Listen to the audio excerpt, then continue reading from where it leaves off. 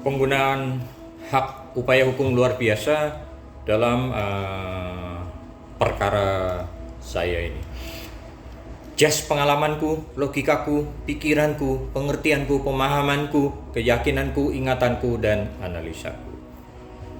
Terkait keengganan di awal saya menggunakan upaya hukum luar biasa PK terkait sengketa dalam transaksi jual beli Toyota Avanza 13G dengan spesifikasi teknik pelek alloy wheel, namun ternyata realisasinya menggunakan pelek campuran alloy wheel plus steel wheel. Padahal untuk Toyota Avanza yang sama 13E dengan spesifikasi teknik pelek steel wheel, semuanya realisasinya menggunakan pelek yang sama steel wheel 5-5-nya, yaitu 4 terpasang dan 1 pelek cadangan. Demikian juga untuk Toyota Innova 2G dengan spesifikasi teknik yang sama pelek alloy wheel, semuanya 5-5-nya, baik yang pelek yang terpasang dan pelek cadangan menggunakan alloy wheel. Demikian juga untuk Toyota Rush 15G dengan spesifikasi teknik yang sama, pelek alloy wheel 15, ternyata 5-5-nya juga menggunakan pelek alloy wheel, baik 4 yang terpasang plus 1 pelek cadangan yang dibawa kendaraan juga menggunakan pelek alloy wheel yang sama. Jadi dalam perkara ini hanya dari contoh 4 mobil untuk produsen yang sama Toyota dengan spesifikasi teknik yang sama, tetapi realisasinya hanya 1 yang berbeda, yaitu untuk Toyota Avanza 13G menggunakan pelek campuran alloy wheel plus steel wheel. Padahal pengertian alloy wheel di dalam hukum jelas alloy wheel, dan sudah menjadi rahasia umum common sense bahwa setiap mobil lokal khususnya gitu kan selalu menggunakan 5 pelek, yaitu 4 pelek plus yang terpasang plus 1 yang cadangan. Berbeda dengan mobil-mobil import, memang terkadang hanya menggunakan 4 pelek saja tanpa pelek cadangan. Dan ini sudah sesuai juga dengan Permen Indak gitu kan, tentang produksi kendaraan bermotor dan uji layak kendaraan bermotor. Jadi dalam perkara ini gitu kan, saya merasa menilai bahwa skill, kemampuan dan pertimbangan hukum majelis hakim tingkat pertama, banding dan kasasi itu gak nyambung semuanya. Padahal ya kalau di tingkat pertama mungkin masih bisa dapat diterima lah, tapi untuk banding dan kasasi jelas harusnya berbeda. Meskipun untuk tingkat pertama dan banding adalah judek fakti yang memeriksa alat bukti gitu kan, dan kasasi itulah judek juris yang menerima penerapan hukumnya gitu kan. Tetapi saya bingung gitu loh, padahal alat bukti yang saya sampaikan adalah pelek racing dan substansi pokok perkaranya adalah sengketa berdasarkan jual beli ya, dengan spesifikasi teknik mobilnya itu pelek racing, sehingga yang saya permasalahkan adalah pelek racing alloy wheel karena ternyata realisasinya pelek campuran gitu kan. Sedangkan pertimbangannya itu menggunakan Permen Indak itu tentang uji layak kendaraan dan produksi kendaraan bermotor di Indonesia gitu kan, yang kurang lebihnya itu memperbolehkan produsen itu menggunakan ban yang berbeda untuk yang terpasang dan cadangan. Jadi jelas nggak nyambung ya. Jadi yang saya permasalahkan adalah peleknya gitu kan, ternyata pertimbangannya adalah bannya. Meskipun dalam kenyataannya banyak juga gitu kan, dan itu juga diungkapkan pihak produsen dan atau distributor ya, khususnya Auto 2000 yang datang ke tempat saya itu menyatakan bahwa Pak, Bapak tuh masih bagus loh katanya, antara pelek terpasang dan pelek cadangan itu ukurannya sama. Ada mobil-mobil lain yang peleknya misalnya ring 16, ternyata yang terpasang ring 16 ternyata pelek cadangannya menggunakan ring yang berbeda, ring 15 misalnya.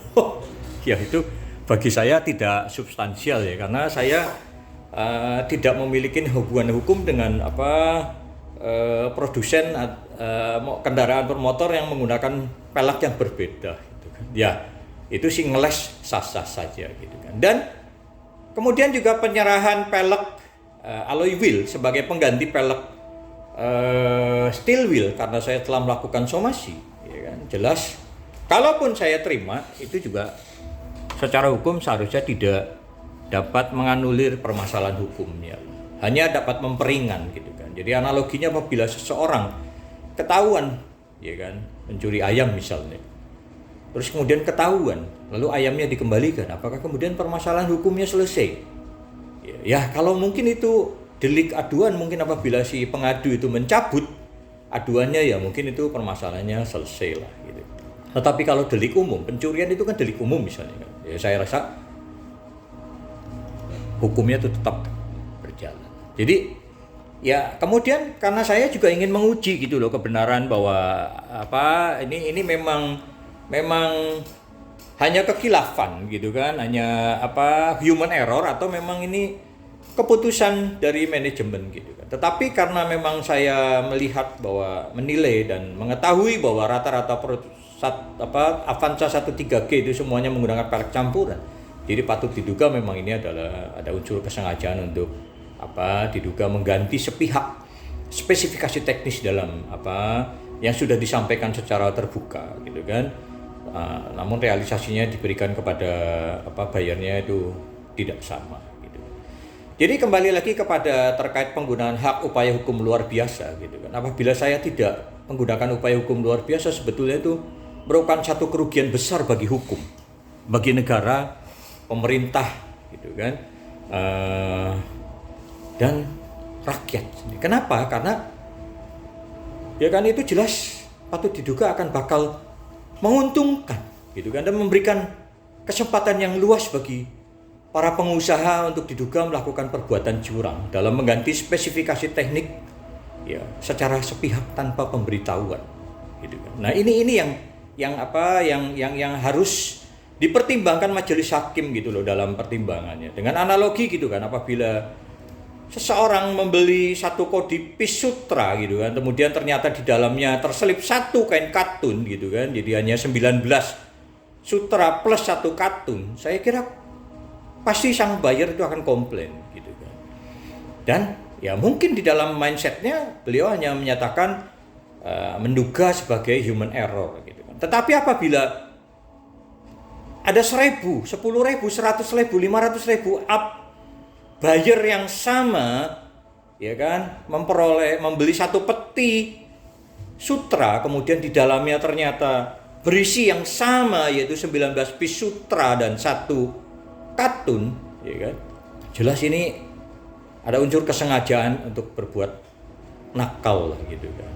Jadi demikian juga orang yang analogi yang menukar uang 10 juta dengan 100 ribuan, mestinya harus 100 lembar. Tetapi apabila hanya mendapatkan 99 lembar, terus kemudian satu lembarnya 50.000 atau 20.000, ya pasti komplain. Dan apabila itu dilakukan kepada 1.000, 10.000, 100.000, 500.000 penukar mendapatkan 99 lembar 100 ribuan dan yang satunya itu berbeda, ya jelas ini pasti diduga mensrea, permainan bisnis curang untuk mengambil keuntungan secara sepihak dengan melawan hukum. Ini loh yang ingin saya sampaikan kepada majelis hakim gitu kan. Jadi seharusnya majelis hakim untuk tingkat kasasi yang memeriksa penerapan hukumnya oleh judek juris, ya seharusnya penerapan hukumnya aja udah beda gitu kan. Substansi perkaranya perjanjian jual beli. Hakim tingkat pertama dan banding itu memutus mempertimbangkan berdasarkan peraturan Menteri Industri dan Perdagangan. Padahal secara hierarki tentunya juga tahu dong, gitu kan, bahwa perjanjian jual beli itu undang-undang ya, sesuai 1320 1338 PW. Sedangkan Permendak itu peraturan di bawah undang-undang dan hierarki jelas. Undang-undang lebih tinggi kedudukannya daripada Permendak. Bagaimana mungkin gitu loh? Substansi perkara undang-undang pertimbangannya di bawah undang-undang, yang nggak nyambung, karena ya asas lex superior inferior jelas undang-undang superior dibanding Permendak. Dan sudah menjadi common sense gitu kan. hakim secara ex officio itu dianggap tahu semua hukum dan dapat membuat terobosan hukum mau menemukan hukum, sehingga sebetulnya itu agent of change untuk hukum yang tentunya berguna bagi kepentingan rakyat banyak.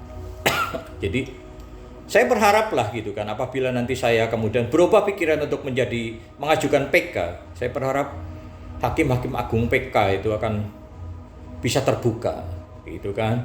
Jangan setelah mengalami kejadian misalnya membeli sutra gitu kan, satu kodi gitu kan, ternyata mendapatkan 19 piece sutra plus satu kartun, atau menukar uang 10 juta gitu kan, mendapatkan 99 lembar uang 100 ribuan plus satu 20 ribuan atau 50 ribuan. Dan apabila ada 1000 hakim di Indonesia yang mengalami perlakuan itu, baru sadar dalam tanda kutip, oh ini adanya dugaan itikat tidak baik dari pengusaha, baru kemudian mempertimbangkan ya putusannya bahwa itu mengandung niat buruk dan merupakan diduga sebagai PMH, perbuatan melawan hukum secara perdata dan atau pidana. Ya, mudah-mudahan demikian. Semoga hal ini bermanfaat. Salam happy life, sukses dan sehat selalu. Yes.